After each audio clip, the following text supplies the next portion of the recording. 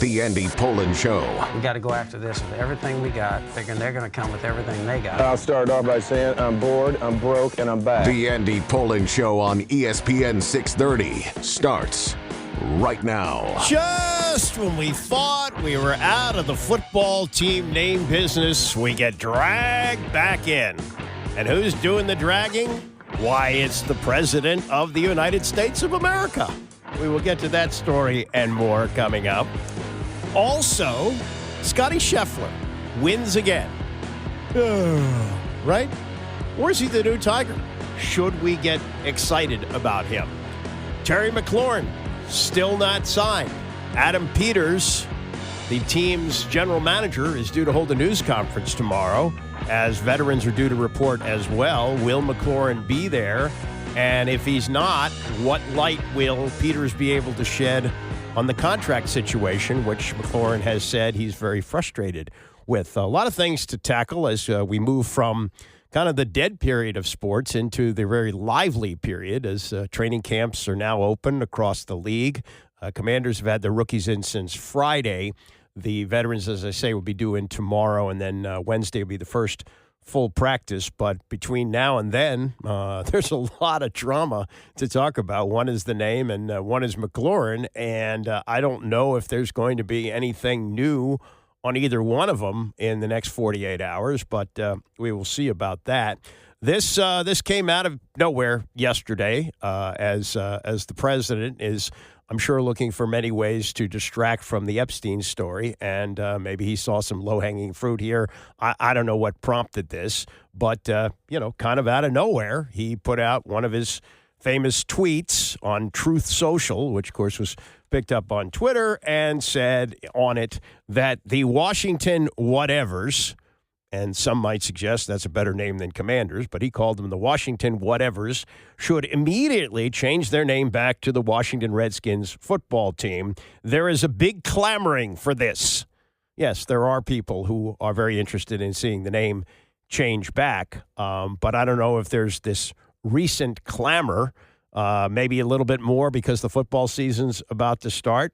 Then, after letting it marinate for a little while, he put out another one later in the afternoon, and he said, among other things, I may put a restriction on them that if they don't change the name back to the original Washington Redskins and get rid of the ridiculous moniker Washington Commanders, I won't make a deal for them to build a stadium. The team would be much more valuable, he says, and the deal would be more exciting for everyone. Okay, that's his opinion on that. As far as the deal, now this gets kind of interesting because at the moment, the land that the stadium would be built on, the RFK site, is under control of the city, not the federal government. It's federal land, but the new lease deal allows the city to control the rights to the land for the next 99 years. Now, Trump has talked about taking over the city by it used to be home rule prior to the days when we had a mayor and a city council and all that. It was run by the federal government, and he's threatened to do that. He makes a lot of threats. Doesn't mean it's necessarily going to happen. But does he have the right to do that? Now, he could block some things. He could make himself a pain in the tuchus about this and hold it up. And it's coming at a time that is somewhat volatile in that there is a push to get a vote done before the city council takes recess for the month of August and either approve or not approve the deal. All indications are it's going to be approved. It's just a matter of when. But this now throws a monkey wrench into things for sure. Now, this was Josh Harris back in February when he had the end-of-season news conference and answered this question. Is it safe to say the Commander's name is around just to stay? Is that safe to say from your standpoint? Yes. And we're actually, I think it's now being embraced by our team, by our culture, by our coaching staff. And so, we're going with that. Yeah. Now, when the stadium deal was announced in April, and Trump was a part of that, this is what he had to say about the name. It's not that different from what he said yesterday on social media This was Trump in April on his feeling on the name Commanders. They told us they don't know why these names are being taken off. They're trying to.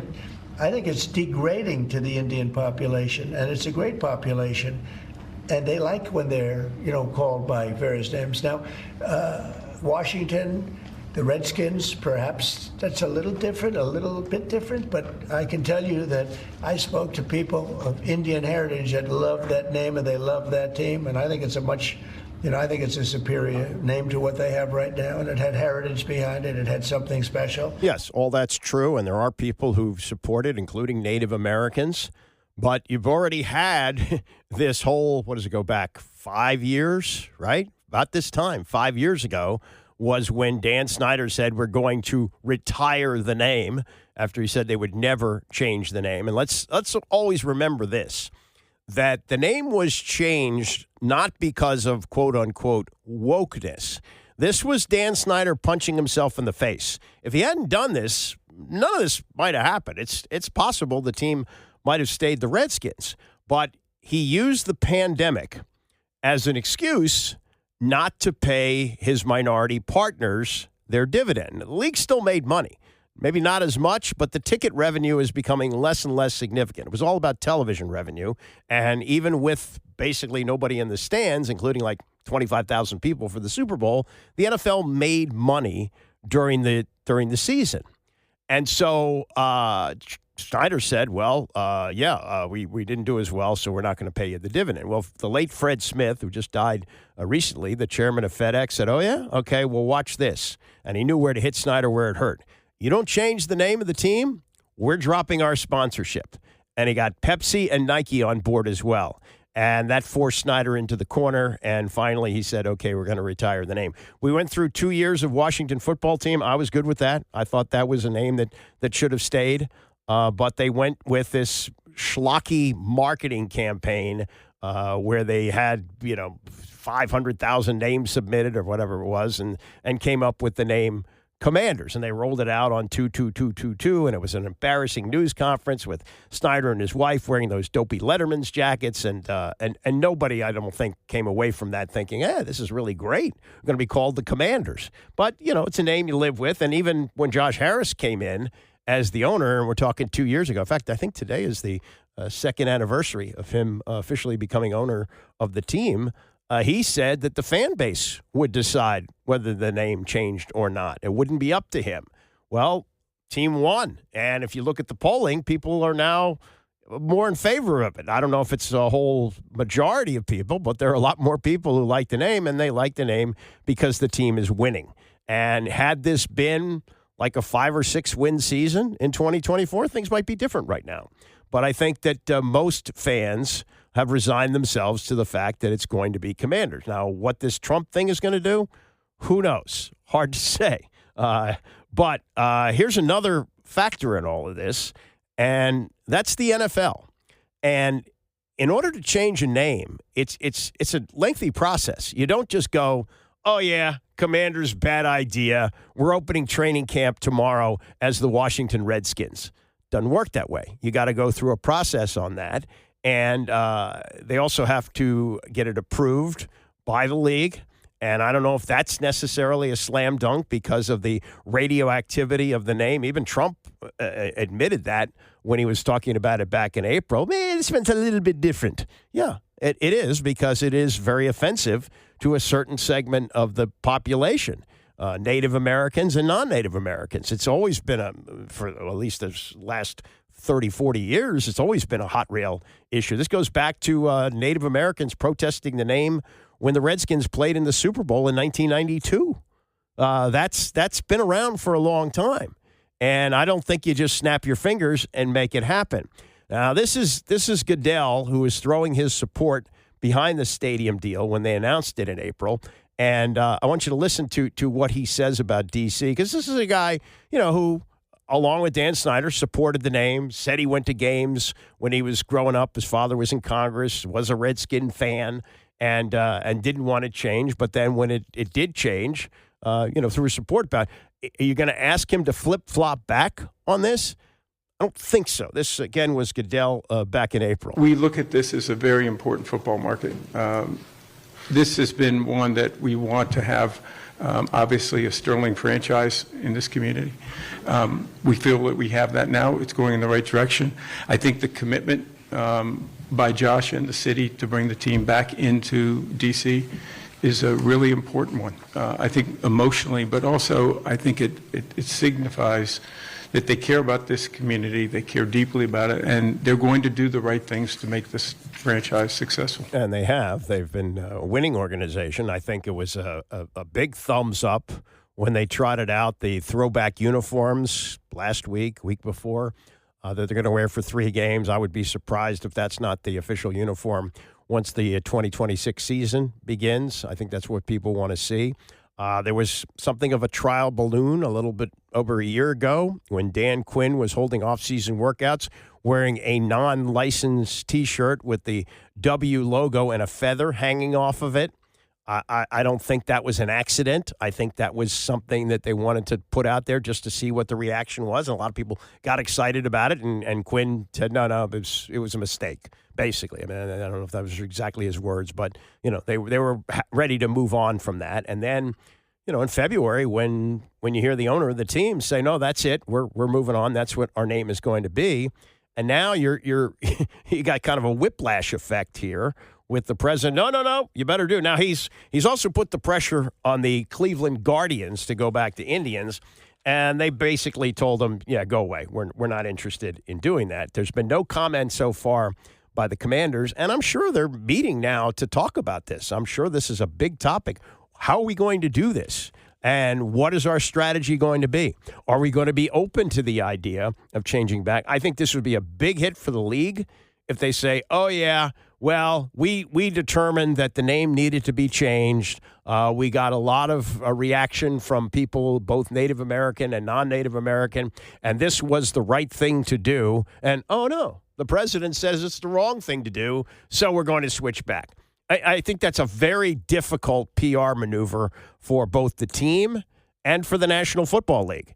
And I just don't see it happening. On top of everything else, even if there is an agreement, they go, yep, president's right. We don't want any interference on the stadium. We want to make sure that goes through. The stadium is more important than the name at this point, and we're going to capitulate on that. I don't see how that's a PR win for either one. Yeah, there'll be a lot of people who'll be happy about that for sure. But the polarizing effect of that would be enormous, and the NFL doesn't want that, and the team doesn't want that. This is what they determined they were going to do going forward. And look, you get used to names. There were decades.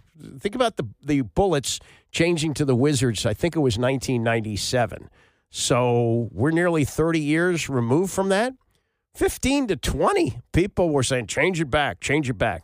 No, now they're the Wizards. Doesn't help that they stink, but if they ever get good, like the Commanders have in a hurry, and it could happen in the NBA if, you get the right guys, then you're talking about something that people are willing to embrace. And I think that with the name of the team, even with what the president says, I think at this point people have either resigned themselves to it or feel like, yep, that's the right thing to do. Let's move forward as the Commanders. Let's try to get to a Super Bowl. I think that's what it's all about here. But with this vote now pending, and here's another angle on this too. The city council, the statements that we've gotten, even from people like Council Chair Phil Mendelson, who's been opposed to it, it sounds like what they're saying is, there's a dance we have to go through here, but it's going to go through. Remember, for years, that the city council was not willing to entertain the idea of the team making a deal to move back to D.C. until they changed the name. And Muriel Bowser was among those who said, we do not want them back as the Redskins. We need a name change on that. And at that point, Snyder was holding firm, and they probably didn't want to deal with Snyder anyway. It's a different animal dealing with Josh Harris and his group. I mean, is it possible that if Trump puts this pressure on to change the name and Josh Harris throws his palms up in the air like Bud Selig at the All-Star game 20 years ago, like, this is what has to happen here, I guess so. Does the city council people, the ones who are willing to vote for it and the ones who are on the fence, decide, oh, no, we can't bring a team with a racist name back in the District of Columbia. Look at how hard and long people fought to get that name change. So while Trump is saying, oh, I'm not going to allow this to happen unless you change the name back, on the other hand, it is up to the city council, unless there's a takeover of home rule once again by the federal government, that the city council at the moment has this vote in their hands whether to approve the deal. And if the deal includes the name Redskins coming back with the team, I'm not sure that that's not something that could be a deal breaker. So, Trump got what he wanted. He got a lot of attention out of this. He got people talking about this instead of Jeffrey Epstein. But when push comes to shove and when there is a vote, I would be shocked if it's a vote with the consideration that the name Redskins returns and we got, the opening game at the stadium in September with Redskins and the helmet logo back and everything, and everything's fine again. Like it's a Bobby Ewing dream from Dallas 40 years ago. Oh, no, that didn't really happen. We dreamed that. I don't think that's going to happen. All right, coming up, if you missed the Scott Hanson conversation last week. I think we played that in the 10 o'clock hour, so I'm going to play that coming up. We got the football season ready to launch. Scott Hanson has really made something of the Redzone channel, though it should be pointed out that Andrew Siciliano started it, and for many years they worked simultaneously, as Andrew did the DirecTV and Scott Hanson did the cable version, NFL Network. But now it's all Hanson, and he's had something of a star turn because of that, and he talks about the development of it as he was on last week on the Rich Eisen Show. We'll get to that and more as we continue. It's the Andy Pollin Show, ESPN 630. The Andy Pollin Show on ESPN 630, the sports capital. I don't know about you, but I will be watching a lot more Redzone channel this year than ever before. And the reason for it is that so many of these Commanders games are in prime time. They're Sunday night, they're Thursday night, they're Christmas Day, you name it. They're all over the place because of Jaden Daniels. And my routine has been to watch the entire Commanders game, which has generally been a 1 o'clock start, and then tune over to the Redzone channel for the rest of the day's activities. We give the 4 to 7 window, and there's usually fewer games there. Most of the games are in the 1 o'clock window. And on the occasion that they play like a Monday night game or a Thursday night game or they have a bye week, I'll watch Redzone channel all day long. Well, I have to look at the schedule, but I bet there's like 6 or 7 Sundays where I'm going to be doing that throughout the season. That's a new thing. And I will be watching nonstop Scott Hanson, 7 hours of commercial-free football. And while Hanson has emerged as the top dog doing this, let's not forget Andrew Siciliano, who started all of this with DirecTV in 2005. So that's 20 years ago. And at the beginning, it was just the Fox games that he could do, and then they got the rights to it, and they were both doing the same thing. Not everybody had cable and had DirecTV and vice versa, so they kind of filled the void. But now the NFL has taken over the whole thing, and it's all Scott Hanson. And he's taking bows for it, and should. I mean, that has been a star turn for him. That's a guy who was in town. You may remember him from Comcast Sportsnet back about 20, 25 years ago when they got that started here. He was just, to me, a run-of-the-mill anchor. Nothing special about him. But he's found his calling with this. He's really good at this, I must say. He gets you from game to game quickly. He's got great enthusiasm, and he's got the most amazing bladder in that he doesn't go to the bathroom for 7 hours. So anyway, he was out promoting this past week, and I think this was the Eisen Show. Where he talked about whether or not he knew whether this was going to be success. They launched in 2009. So Siciliano and what was going on in the Redzone channel had been going on for 4 years. But he was asked whether he knew from the beginning that this was going to work. You might think I'm engaging in revisionist history here. Jimmy, I knew NFL Redzone would be a hit before the first episode. I'm telling you, and I don't mean to sound like Babe Ruth standing at home plate pointing out the center field, but that metaphor is not far off. Not that it was all about me, and here's why.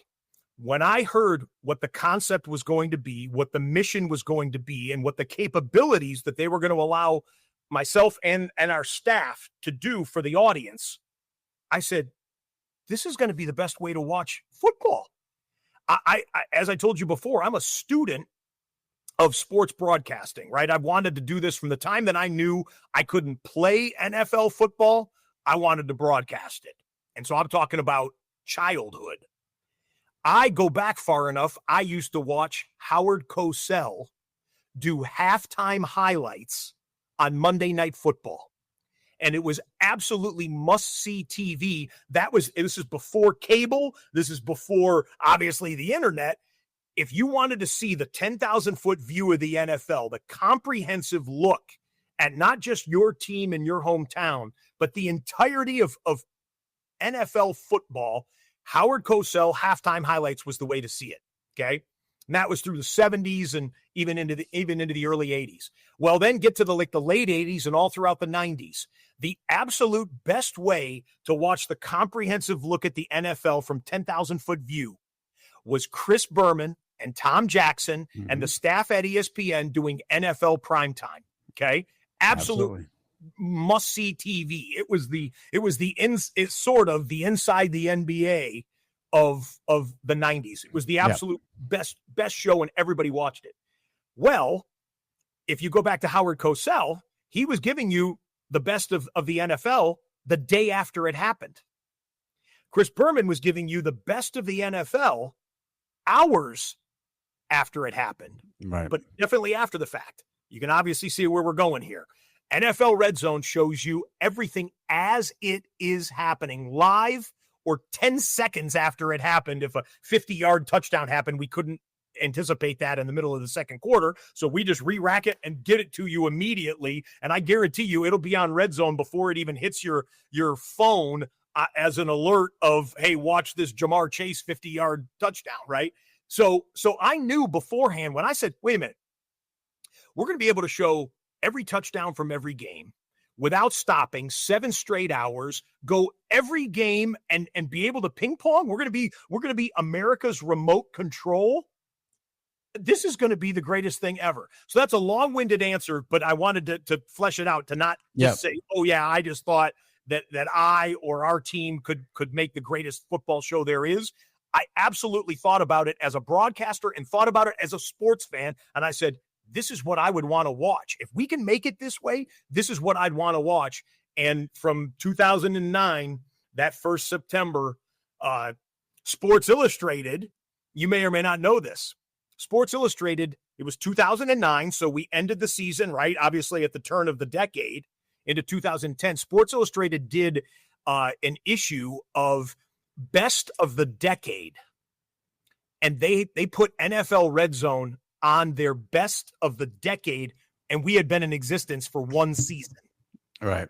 So again, I thought for sure it was going to be, and now it's changed the way people watch football. Yeah. I'll ask it this way. So you knew from before it started it would be big. When did you realize you were right? Like there had to be a moment. Yeah. Or a year or something happened. Because I do feel like maybe, I don't know, maybe I have a misread on it. I feel like it's gotten bigger and bigger late. Like, yes.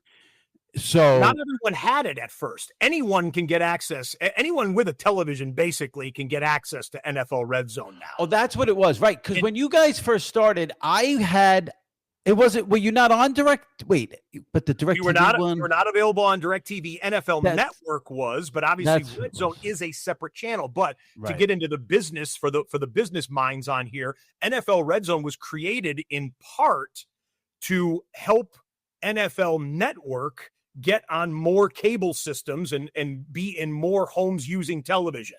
So NFL Redzone, when we were created, we were in, I think we had a deal with Comcast at the time, which of course was the biggest cable provider in the country. Xfinity as it's now called, Dish Network, and maybe a few others, but Time Warner did not carry us. And neither did Cablevision. Now I'm remembering what it was. My parents had Cablevision. Yeah. And I would often go to my parents on Sundays. I don't anymore because I'm paying so much money for Sunday ticket. I'm not wasting my money. But back then, and I remember being irate that NFL Network and Redzone both were not offered there for a couple of years there when it first started. Yeah. Well, picture the scenario then. NFL Red Zone exists and certain people have it, and anyone who tries it, not anyone, but most people who try it are like, whoa, this is awesome. Then they start talking about it. If you go and have the greatest slice of pizza you've ever had, you don't just go, wow, that was the greatest slice of pizza I've ever had. And you tell your buddies, yeah, I went over to Gino's the other day and that's the best pizza I've ever had. So everyone's talking about it. Sports talk radio hosts that were checking out NFL Red Zone were like, I watched this Red Zone and this is unbelievable. This is the way I want to watch football. And then, of course, the internet and social media and whatnot. And it became this thing. So you said you were irate. Picture the business going on. People that have, at the time, Time Warner Cable did not have a deal with NFL Network nor NFL Red Zone. People calling up and saying, I want to get this Red Zone thing that I'm hearing about. Oh, I'm sorry, sir. We don't have that. Well, if you get enough of those calls with a hang up of people saying, I'm going to switch TV providers or something, that greased the skids for the deal to get done. So maybe to your larger question, it did take a while for us to be available to more millions than we were, but almost everyone who tries it, there are contrarians who say, no, I just want to watch one game, and that's fine. I don't have any problem with that. If the Green Bay Packers are your favorite team, watch every snap of your Green Bay Packers games. I have no issue with that. Right. But for the fantasy football players, for the gamblers, for just fans of the sport in general, or fans of the team that's playing on Monday Night Football or Sunday Night Football or the bye week or Thursday, what are they going to watch Sunday at 1:00 Eastern? What's their best option? And many people have determined that's NFL Red Zone. So maybe to answer your question, when I knew it was like, what's that book, The Tipping Point? When I knew it hit the tipping point, when people started going out as the Octobox or as me for Halloween, I was like, whoa. When people started naming their pets after things on NFL Red Zone, there's a dog in Idaho named Octobox, and there are probably more. When people started to incorporate Red Zone into their marriage vows, and I have been sent videos by husbands and wives saying, I pledge faithfulness and I pledge to watch Red Zone with you. I'm not joking, multiple times. What else? I get Christmas cards from people I've never met because they consider me one of their family. That's when I was like, whoa, the tipping point has been reached. And this is not a hit show. It's a sports cultural phenomenon. That's Scott Hanson. I said there was Eisen Show. That's Jimmy Tranter's podcast at si.com. So he's patting himself on the back. I don't blame him for that. But he's telling you how this has really changed the viewing habits of the country.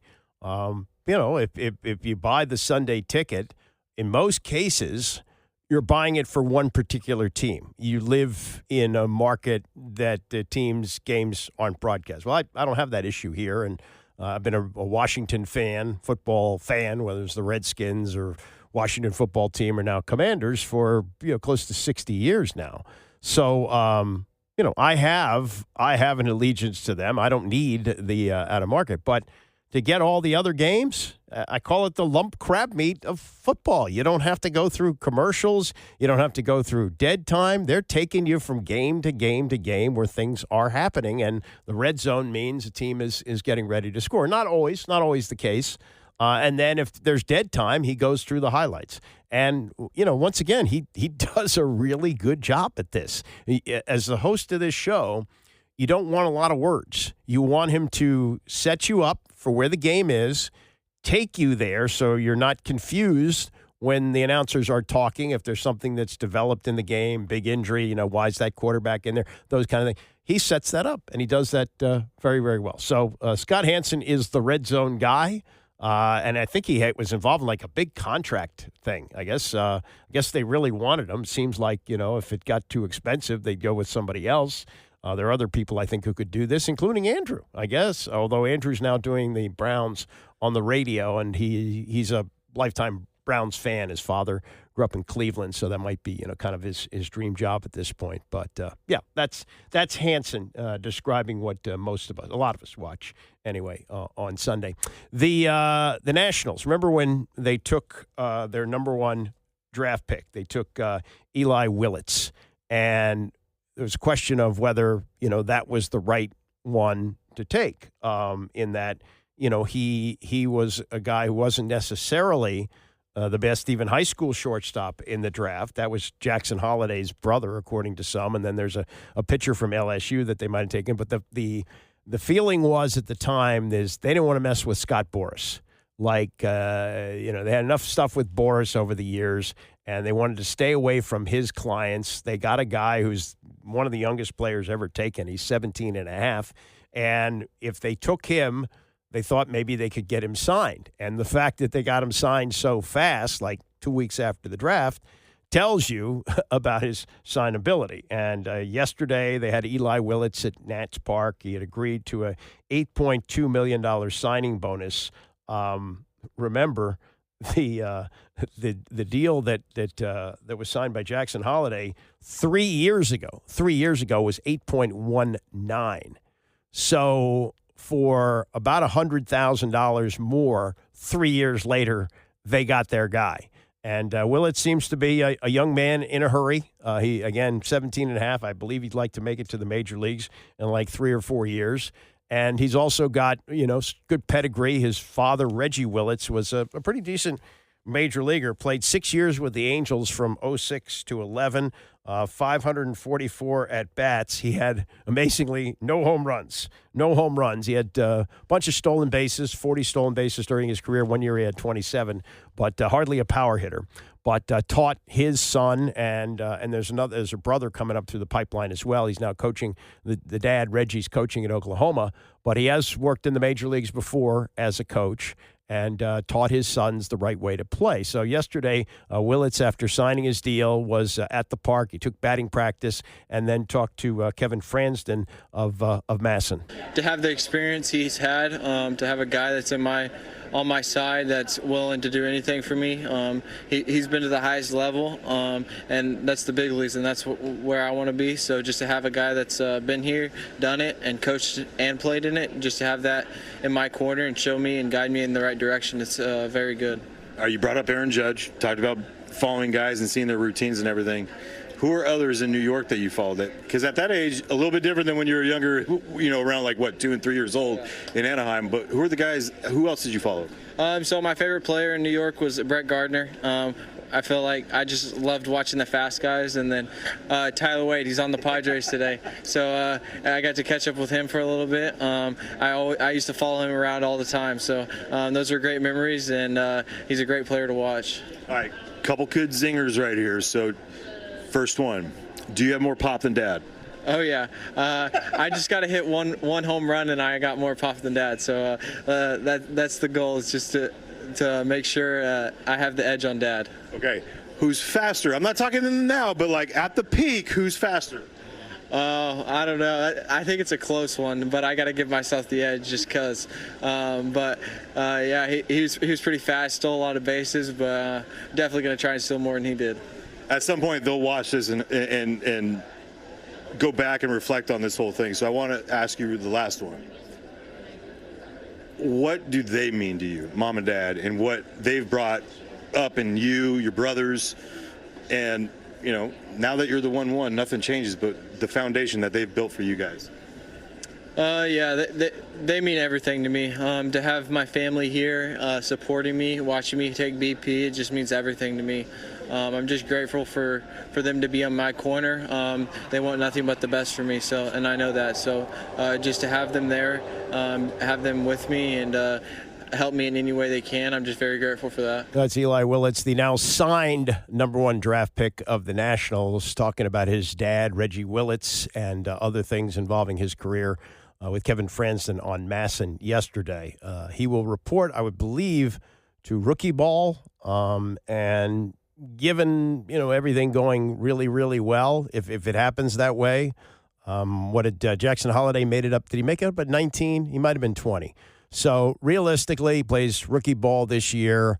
Maybe gets as far as Double-A next year, maybe. Plays probably another year of Double-A.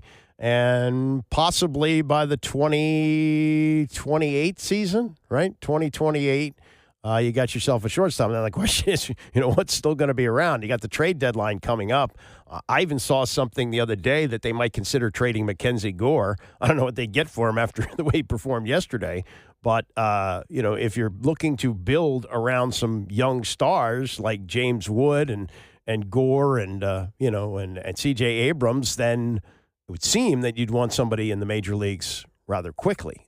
If all goes incredibly well, that's 3 years. That's 3 years. And probably, more than likely, you're not going to see Willits in the major leagues until like September of 2028. It's a long way away. And who knows who knows what the ownership is going to be, too. That's going to probably play a big factor in what they have as a team at that time as well. Coming up, Scottie Scheffler. Is he the new Tiger? We'll get to that and more as we continue. It's the Andy Poland Show, ESPN 630. You want to talk about a mess? Read Mark Maskey's article in the Washington Post today about what's going on with the NFL Players Association. In the last few days, the executive director has resigned, and now the president of the Players Association has resigned as well. It is a rudderless ship, and they are trying to take on the powerful NFL. Good luck. It's just a mess with what's going on. We'll get to that coming up. Is Scottie Scheffler the new Tiger Woods? We'll hear what he has to say about that. And we wait to see if, in fact, Terry McLaurin will have a contract extension by the time GM Adam Peters talks to the media tomorrow. The veterans are due to report tomorrow with the first full training camp session going on Wednesday. Veterans are reporting after the rookies. Rookies have been there since Friday. But that is a lingering issue. And my feeling is that they don't want Jaden Daniels on Wednesday to be standing in front of the media or sitting in front of the media having to answer questions about Terry McLaurin. I think they want to get that cleaned up, but it also may be that there's nothing to be worked out here yet, and they're willing to go through that, and they've sat down with Jaden Daniels, who obviously is a very mature person, and they're going to say to him, look, we're going to get this done, but we're trying to build the best football team around you that we can, and overpaying Terry McLaurin is not something that is conducive to that. I think that's very much in play, and I would not be surprised if there is no deal by the time Peters talks tomorrow, and there could be a few-day holdout by McLaurin. Zach Ertz was on the Up and Adams podcast last week. He said, hey, they're a long way from the season starting. What is it, mid-July? We got roughly 2 months. If he comes in the last week of camp, okay. He's not going to put any pressure on him. Obviously, he's a player, so that's not going to happen.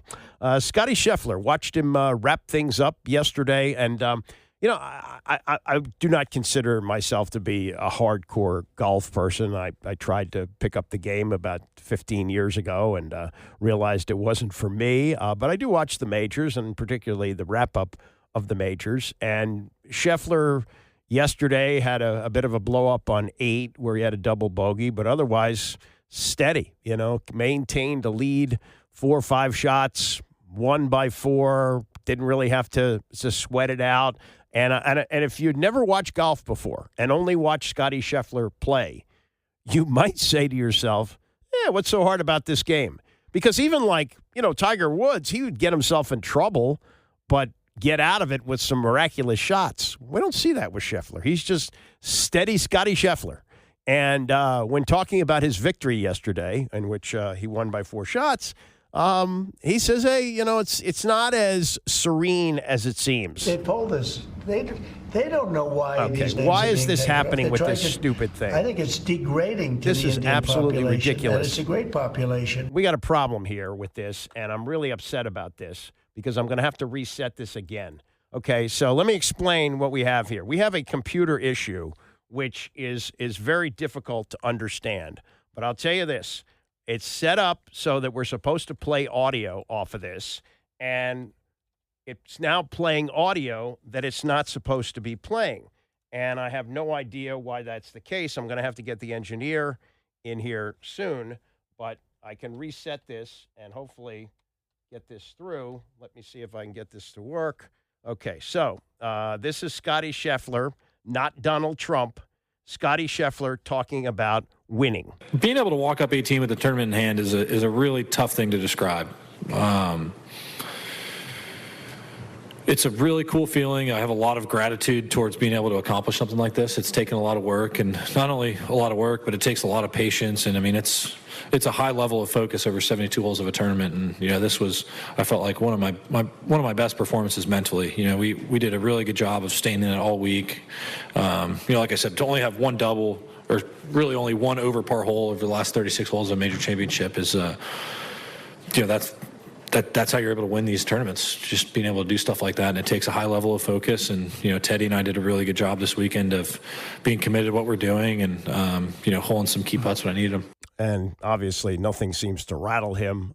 He's got the wife, he's got the child, he's got this secure home life. This is not Tiger. This is certainly not the volatile Tiger post-2009. This was more from Scheffler yesterday, and I think this addresses what a lot of people are talking about, particularly the fact that he got his 4 majors in exactly the same amount of time that Tiger did. Now, if you remember, Tiger's first 4 majors, oh, my God, this was unbelievable. Did you see him win the Masters? U.S. Open, he blows people away. He's on Oprah. Oh, he said he's not black, he's Cablinasian. He was a hot-button guy, not just in golf, but in the entire world. Scheffler's just like the next-door neighbor, out picking up some trash around the house. Hey, how's it going? Nice to see you. Jumping in his car, going to work. Hey, how's the wife? How's the baby? That's the kind of guy he is. But in terms of what he's doing on the golf course, this is Tiger-like. This is Scheffler on that. I still think they're a bit silly. Tiger won, 15 majors? It's my 4th. Just got 1/4 of the way there. So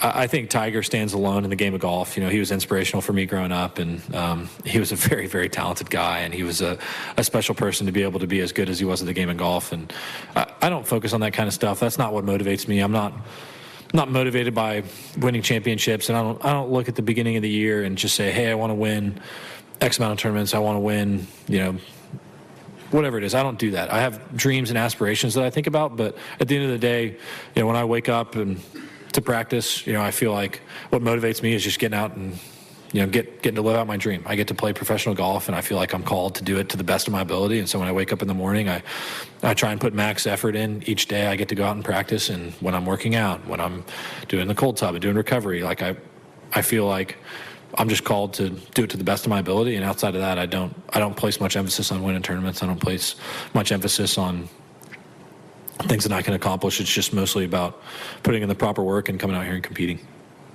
Okay, Swami in the middle, and then Scottie, somewhat similar question.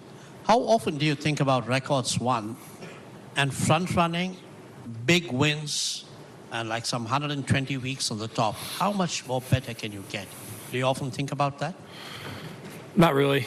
I think I've always done my best when I'm able to live in the present. And, for instance, looking back on this week, if I just showed up in Memphis thinking that I'm the best and I don't need to practice to be good at golf and just walk in, resting on my accomplishments, I'm probably not going to have a good week. And if I come in, feeling down on myself or thinking about my poor starts this year, then I'm probably not going to be in a good spot as well. So for me, I always rely on the effort that I put in. And when I step on the first tee, I remind myself that I'm prepared, and I just go out and try and compete. That's all I'm focused on. I don't focus on winning the tournament. I don't focus on things that I can accomplish in the game of golf. I just try to get the most out of myself each day and, compete as hard as I can when I'm inside the ropes. So there is a stark difference between Scottie Scheffler and Tiger Woods. Tiger played golf kind of the way that Michael Jordan and Kobe Bryant played. Always wore the red shirt on Sunday to try and intimidate. Would try to jump out in front to make everybody collapse. He was not great coming from behind. He was a front runner. And his game turned a lot of people on because it was similar to the other sports. And when he'd make a big shot, the huge fist pump, showing the emotion, people gravitated to that.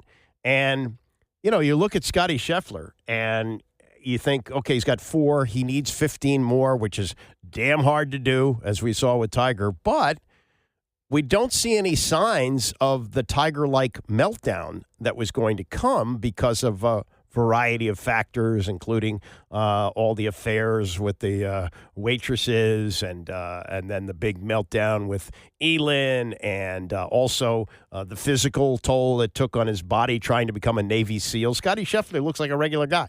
I mean, he's in good shape, but he's in good shape for a golfer. He's not like, cut like Tiger was, which I think ultimately helped to his undoing. So if he just stays steady, if he has this attitude, doesn't get too high, doesn't get too low, which apparently is the key to playing golf, 15 more is in reach. Now, we've had, Rory got out big and didn't win for 10 years. Those things could happen. It could happen to him.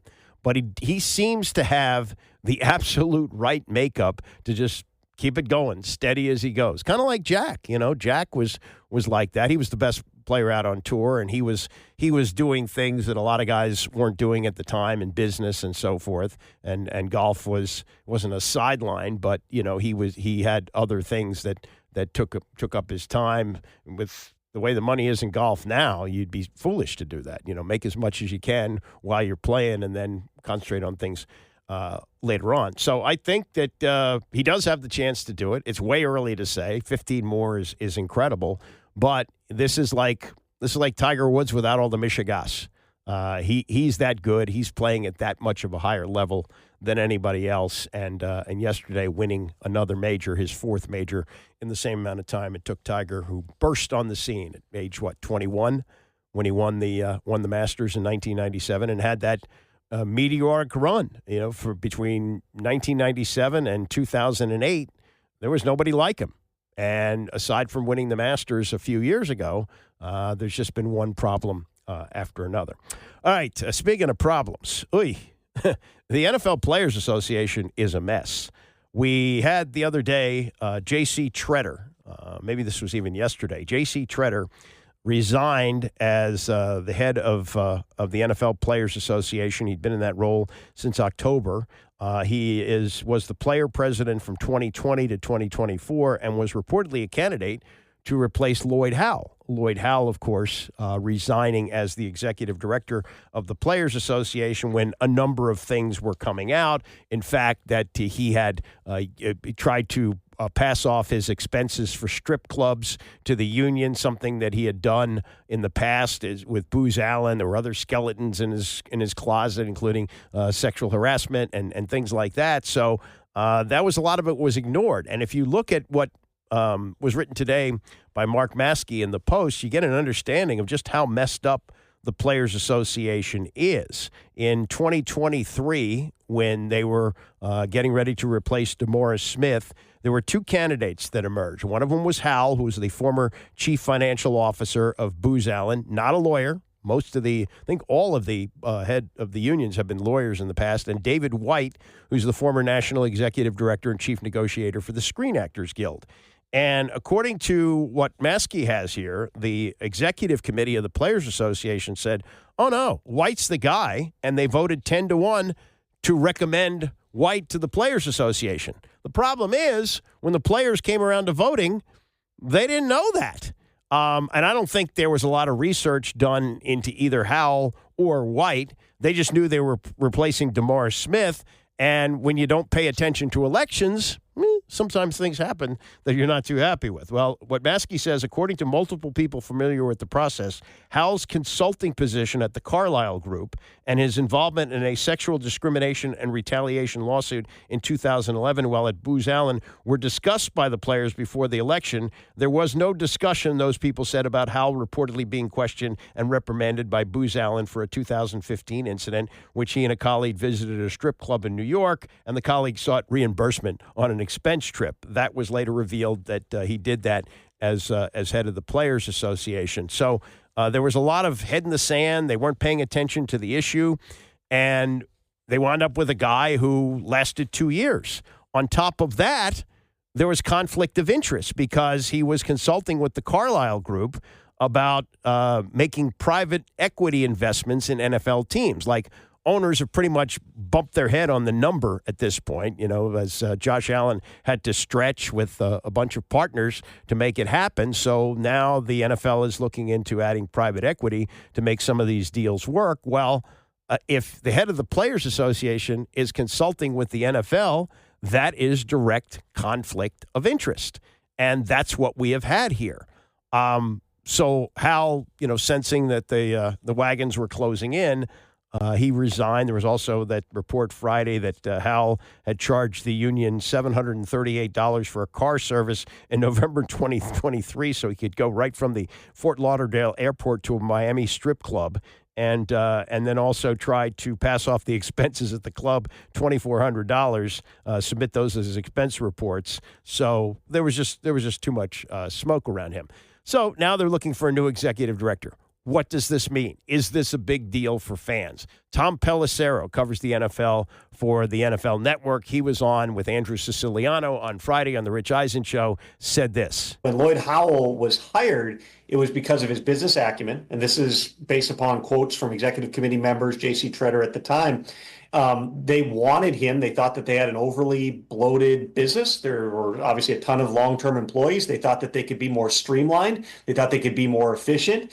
And so there were dozens, some of them long-time NFL Players Association employees who suddenly were no longer employed by the union. Well, what happens when dozens of longtime employees are no longer working someplace? There might be one or two of them that might not be happy with that, and suddenly you begin to have blowback that rightly or wrongly and in leaks and other things that are directed at the person who ultimately was in charge, and that person just decides to say, you know what, I don't need this, I'm going to do something else. That is a story, Andrew, that I think for anybody who has followed the federal government over the last 6 months can understand some of the parallels to that here. I would say why people should care is because sometime in the next 5 years, and I would say sooner than later, there are going to be negotiations on a new collective bargaining agreement. It potentially, quite likely, will include a negotiation over going to an 18-game regular season schedule. It will include the possibility of ripping up the various broadcasting deals, extending them, continuing to rethink them at a time that they've become more fragmented, obviously, to different streaming services and things. And ultimately, you're hoping, if you're a football fan, that there's no disruption. And who the NFLPA names to that post is going to have a heavy hand in exactly what direction things go. Lloyd Howell, again, came from a business background. He was a businessman. He was not a former trial lawyer, a federal prosecutor like DeMaurice Smith, who was, again, you could argue this either way, rightly or wrongly, but he was very much, he did not mind confrontation. He was not afraid to fire back when you would see quotes. You didn't see that from Lloyd Howell. He felt the best way was do deals. And he did a lot of small deals, side deals and things to try to improve various aspects of the CBA while also having an eye to potentially opening up that agreement sooner than later. In the short term, the Board of Representatives at some point, possibly as soon as today, is going to meet. They're going to have to take steps to name an interim executive director, which there's no clause in the CBA or the NFLPA Constitution for what happens if the executive director steps down. There are a few logical candidates, people who are or have been with the union. Don DePasso, who's been the longtime he's done a lot of things on the salary cap side, the legal side. He would be a potential option, but he was one of those people who was cycling out. It was not going to be with the union after the end of this year. Don Davis is another one who's been on the player affairs side. And then George Atala, who up until a few months ago was the assistant executive director of external affairs, I think was his title. He was essentially the number two in many ways in command to DeMaurice Smith. He left the NFLPA. He's one of the few people outside of D. Smith who know all the ins and outs of it. I could see any of those three people being potential candidates to allow the executive committee, however they decide to run this process, to run a thorough, quite possibly more transparent process than they ran with Lloyd Howell, to find the right person to set them up. Because as much as 5 years, Andrew, is a lifetime here, in terms of how many seasons and how many of the guys that are even in the league now are going to be in the league by 2030. But for a football fan, if you're thinking 5 years out, that is not a long way to avoid work stoppages, ugliness. You want to know that the train is going to keep moving forward here. And so the person hired is going to be very, very important. And let's remember how all this got exposed. The Pablo Torre Finds Out podcast, where he got a hold of a 61-page document